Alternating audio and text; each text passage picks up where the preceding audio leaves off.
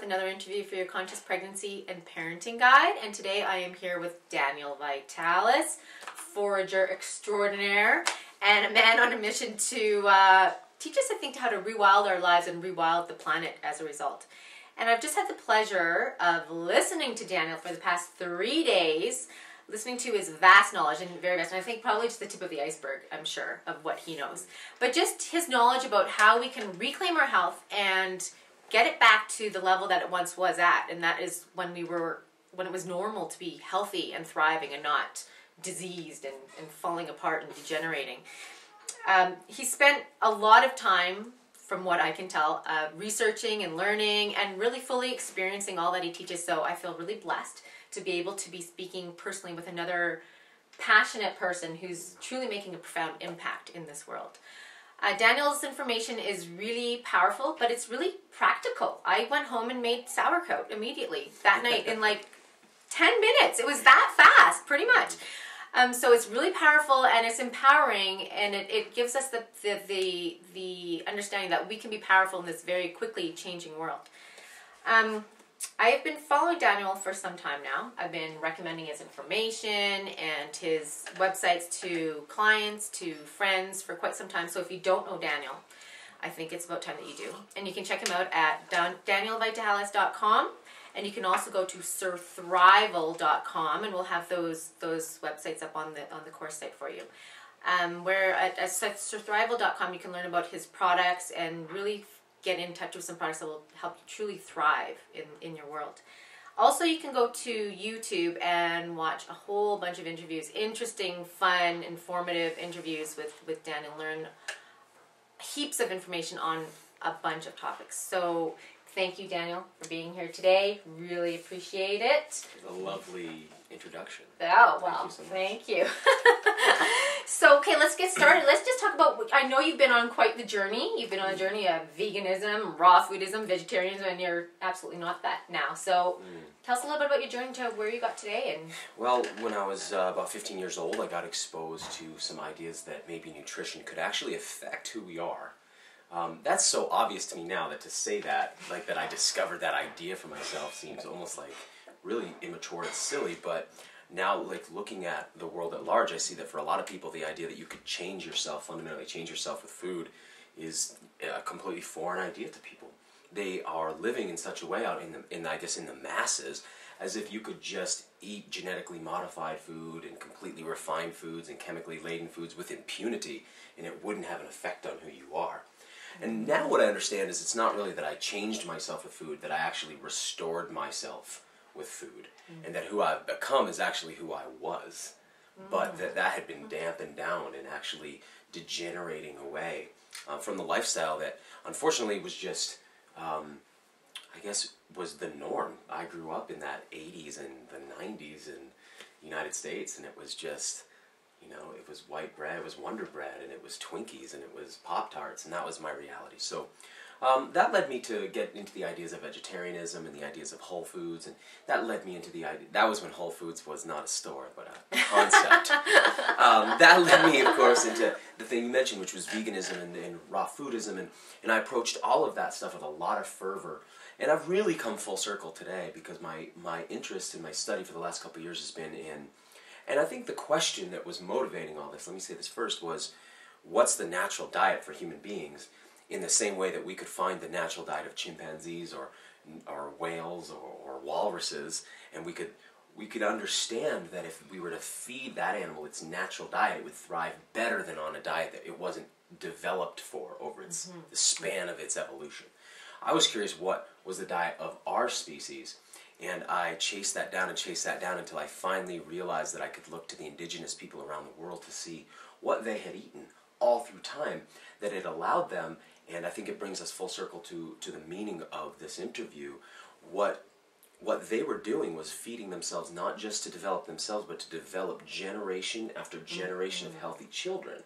And so we can actually look to the indigenous people to not only find out what our natural diet is, but what natural diet will actually keep a people regenerating flawlessly nearly flawlessly. I mean without cavities, I mean without diabetes, I mean without cancer, without heart disease. These diseases don't exist amongst the indigenous people. So now what I'm really interested in is how do I model not just my diet, but my entire lifestyle after the lifestyle and diet of the indigenous people from all around the world, and how do I share that with other people so that people can approximate that? I say that because we don't actually have a world where we can go backward to sort of who we used to be. That's not going to happen.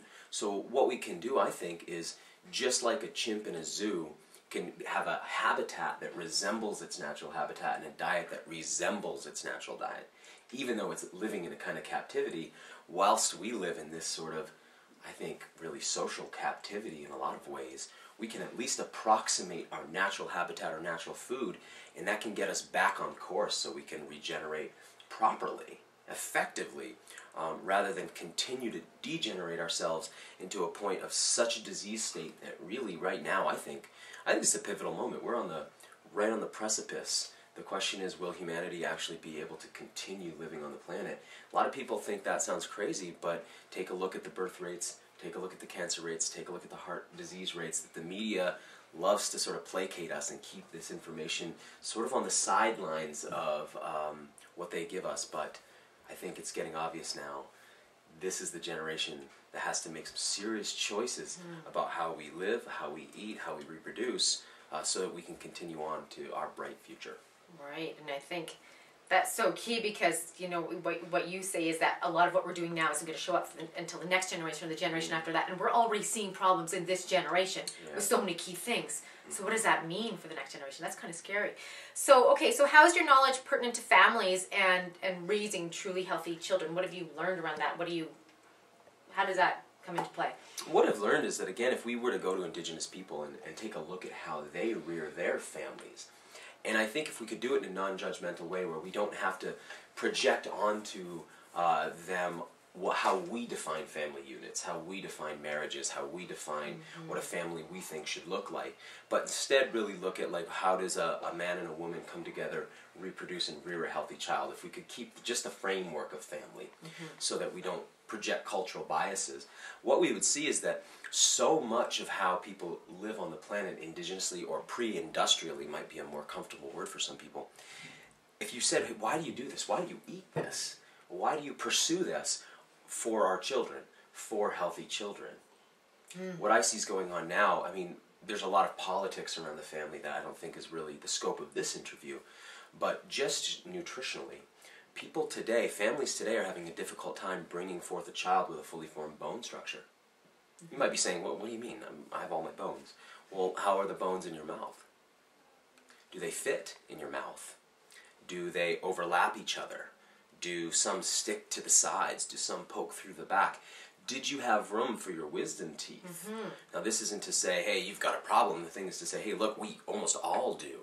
In fact, it's very difficult to find a human being whose palate can actually accommodate all their teeth anymore. This is not the way of nature. In fact, if we look at indigenous people and pre-industrial people, we see that they have fully formed dental arches.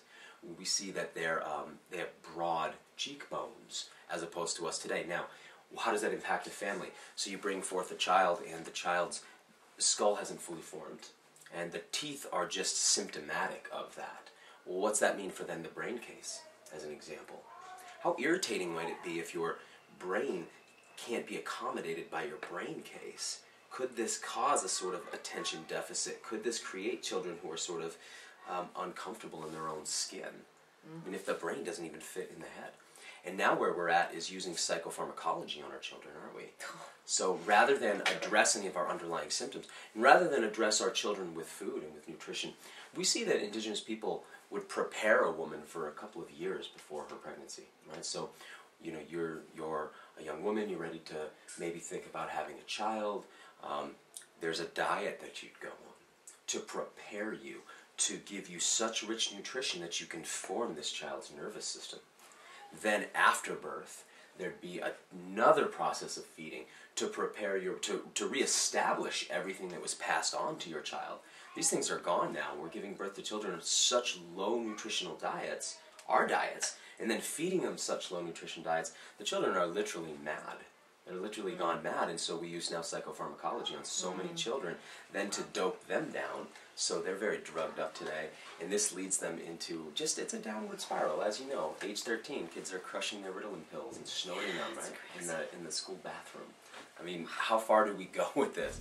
So what does it mean for families? It means you can end this cycle.